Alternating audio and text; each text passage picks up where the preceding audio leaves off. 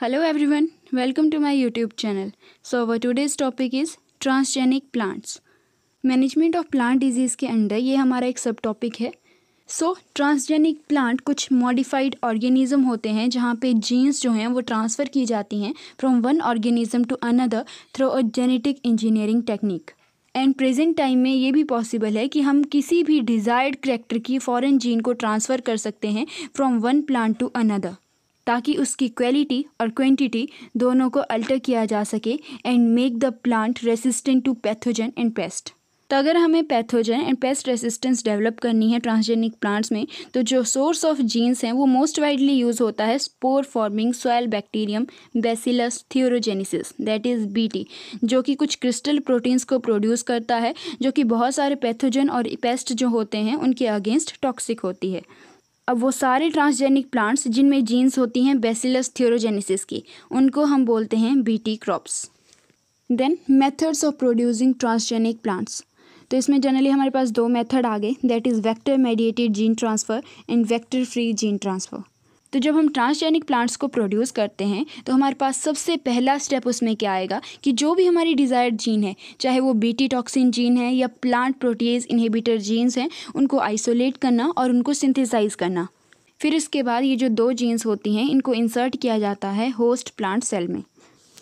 तो सबसे पहले हम करेंगे वेक्टर मेडिएटेड जीन ट्रांसफ़र. जैसे इससे हमें पता लग रहा है कि इसमें हम क्या करेंगे, कुछ वेक्टर्स का यूज़ करेंगे जो कि कुछ स्पेसिफिक जीन्स को ट्रांसपोर्ट करने में हेल्प करेंगे इनटू द टारगेट सेल, ताकि उनमें रेप्लिकेशन हो सके. ये मोस्ट कॉमनली यूज मेथड है for the gene transfer for the production of transgenics is the crown gall bacterium, that is Agrobacterium tumefaciens. इसके अलावा यहाँ पे कुछ और प्लांट वायरसेस का भी यूज़ होता है. जो एग्रोबैक्टीरियम है ये एक नेचुरली अक्कर करता है ग्राम नेगेटिव सॉइल बैक्टीरियम की फॉर्म में in most common two species, that is tumefaciens and Agrobacterium rhizogenes. ये जो एग्रोबैक्टीरियम ट्यूमीफेशियंस है ये कुछ ट्यूमर्स को इंड्यूस करने का काम करता है कॉल्ड एज क्राउन गॉल्स. और ये जो राइजोजीन्स हैं ये हेयरी रूट डिजीज़ कॉज करता है. और वैसे ही जो लार्ज प्लाज्मिड होता है ट्यूमीफेशियंस में उसको हम tumour inducing, that is TI plasmid बोलते हैं, और जो रूट इंड्यूसिंग होगा दैट इज़ RI प्लाज्मिड. जो प्लांट ट्रांसफॉर्मेशन टेक्निक्स हैं उनकी डेवलपमेंट का जो मेजर क्रेडिट है वो जाता है एग्रोबैक्टीरियम ट्यूमीफेशियंस को, क्योंकि जो TI प्लाज्मिड है इसमें दो मेजर सेगमेंट्स होते हैं for the transformation, that is tDNA and virus region.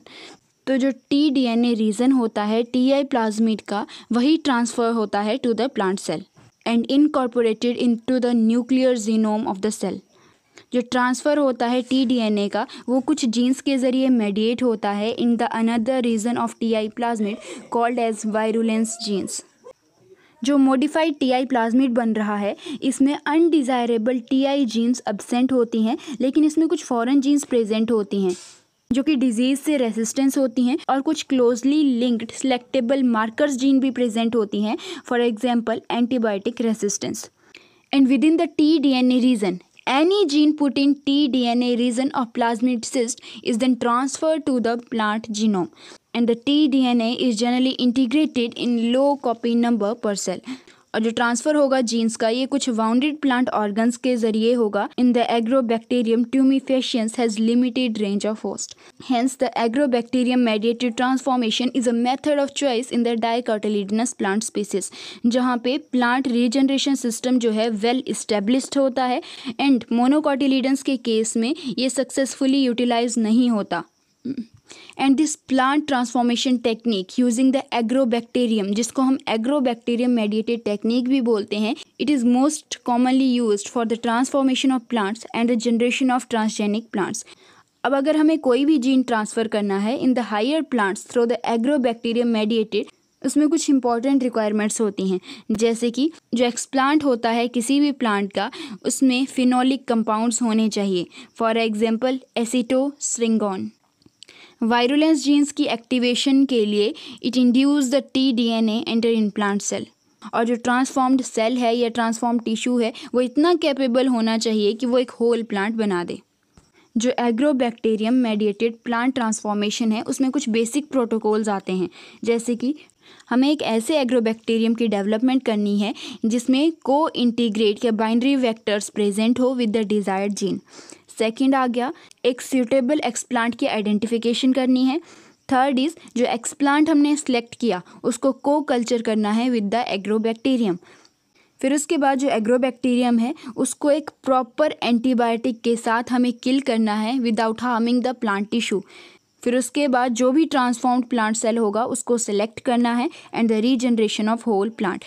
तो ये इसके एक बेसिक स्टेप आ गए कि सबसे पहले हमने क्या किया कि जो एग्रोबैक्टीरियम था उसकी डेवलपमेंट की, देन उसके बाद सूटेबल एक्सप्लांट की आइडेंटिफिकेशन की, उसके बाद एक्सप्लांट को कल्चर कर दिया विद द एग्रोबैक्टीरियम, फिर उसके बाद एग्रोबैक्टीरियम को मार दिया, देन उसके बाद ट्रांसफॉर्म्ड प्लांट सेल की सिलेक्शन की एंड होल प्लांट रीजनरेट हो गया। फिर इसके बाद हमारे पास कुछ इसकी एडवांटेजेस आती हैं कि ये एक नेचुरल मीन है जीन ट्रांसफ़र का। एग्रोबैक्टीरियम जो है it is capable of infecting the plant cell and tissue and organs. Agrobacterium एक लार्ज फ्रेगमेंट ऑफ डीएनए को भी बहुत एफिशिएंटली ट्रांसफ़र कर सकता है। Integration of TDNA is relative precise process. जो स्टेबिलिटी होती है जीन ट्रांसफ़र की वो बहुत ही ज़्यादा होती है and the transformation plants can be regenerated effectively. Then हमारे पास आता है डायरेक्ट डीएनए ट्रांसफ़र। जो डायरेक्ट डीएनए ट्रांसफ़र है ये कुछ कैटेगरीज में डिवाइड किया गया है, जैसे कि फिजिकल जीन ट्रांसफ़र मेथड। इसमें हमारे पास आ जाएगा electroporation, particle bombardment and micro injection. And second is chemical gene transfer method. इसमें हमारे पास आता है polyethylene glycol mediated. Then first is particle bombardment, या इसको हम माइक्रो प्रोजेक्टाइल भी बोलते हैं, बायोलिस्टिक भी बोलते हैं, जीन गन मैकेनिज्म भी बोलते हैं एंड द पार्टिकल एक्सलेशन। ये एक ऐसी टेक्निक है जिसके ज़रिए एक फॉरेन डीएनए को इंट्रोड्यूस किया जाता है into the plant cell and it is the most effective method for the gene transfer and the creation of transgenic plant। इस मेथड में जो फॉरेन डीएनए होता है उसको कोट किया जाता है गोल्ड एंड टंगस्टन पार्टिकल्स के साथ to deliver into the target plant cell. तो इस मेथड को आप जनरली जीन गन टेक्निक के ज़रिए समझ सकते हैं। तो ये हमारे पास एक जीन गन आ गई। जीन गन में क्या है, कुछ डीएनए है जो कि कोटेड है गोल्डन पार्टिकल्स के साथ। एक हमारे पास क्या आ गया, प्लांट सेल आ गया। प्लांट सेल में सेल डीएनए प्रेजेंट है। अब ये जो डीएनए कोटेड गोल्डन पार्टिकल्स हैं ये उस प्लांट सेल में जाकर इंजेक्ट हो जाएंगे। फिर उसके बाद जो प्लांट सेल था उसमें एक नए जीन डेवलप हो जाएंगे। फिर उसके बाद उसी में ही सेल डिवीज़न होगा और एक ट्रांसजेनिक प्लांट डेवलप हो जाएगा। देन सेकंड आता है इलेक्ट्रोपोरेशन। देखो अब इसमें एक वर्ड आ रहा है इलेक्ट्रो। इलेक्ट्रो का मतलब क्या है कि ये कुछ इलेक्ट्रिसिटी से रिलेटेड होगा। तो इलेक्ट्रोपोरेशन में हम डीएनए को इनकॉर्पोरेट करते हैं in the plant cell by exposing them a high voltage electric pulse for a very short period of time, ताकि जो प्लाज्मा लीमा है उसमें कुछ टेम्पररी पोर्स क्रिएट हो सकें। जो प्लांट सेल इलेक्ट्रोपोरेशन है ये जनरली प्रोटोप्लास्ट को यूज़ करती है, while the thick plant cell wall restrict the movement of macromolecules. Electroporation technique को हम जनरली यूज़ करते हैं for the production of transgenic plants of many cereals like rice, wheat, maize etcetera. अगर हम इसको सिंपली समझें तो इसमें क्या होता है कि जो इलेक्ट्रिक करंट होगा उसकी वजह से जो मेम्ब्रेन है उसमें छोटे छोटे होल्स क्रिएट हो जाएंगे। अब उन्हीं होल्स के ज़रिए डीएनए पास होगा। जैसे ही डीएनए ने सेल में एंटर कर लिया तो जो फॉरेन डीएनए होगा वो इनकॉर्पोरेट हो जाएगा होस्ट जीनोम के साथ, जिसकी वजह से जेनेटिक ट्रांसफॉर्मेशन होगी, प्रोटोप्लास्ट कल्चर होगा और एक नया प्लांट रीजनरेट हो जाएगा।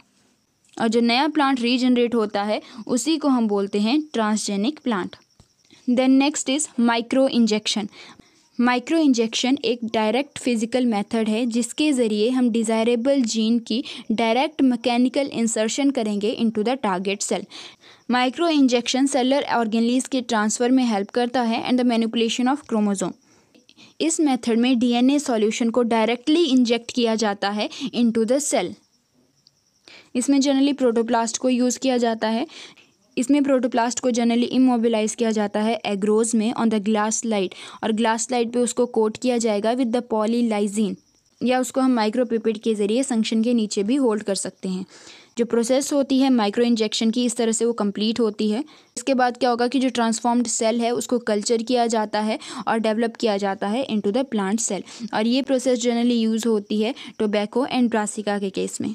तो जैसे नॉर्मली इंजेक्शन लगता है तो आपको उसी तरह से इसको याद रखना है कि हमारे पास क्या था, एक माइक्रो इंजेक्शन नीडल थी विद द फॉरेन डीएनए और उसको डायरेक्टली इंसर्ट कर दिया गया इन द सेल।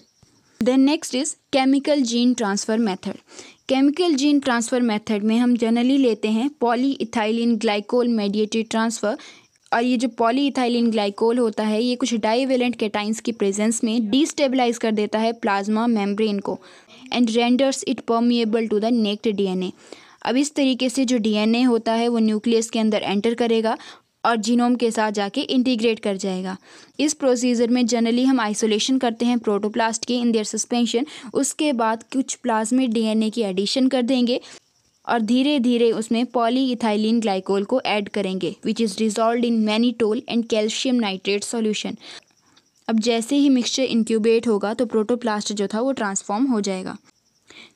तो ये थे हमारे दो, physical gene transfer method and chemical gene transfer method, जिनके ज़रिए हम ट्रांसजेनिक प्लांट्स को डेवलप करते हैं। So that's all about this topic. Thank you.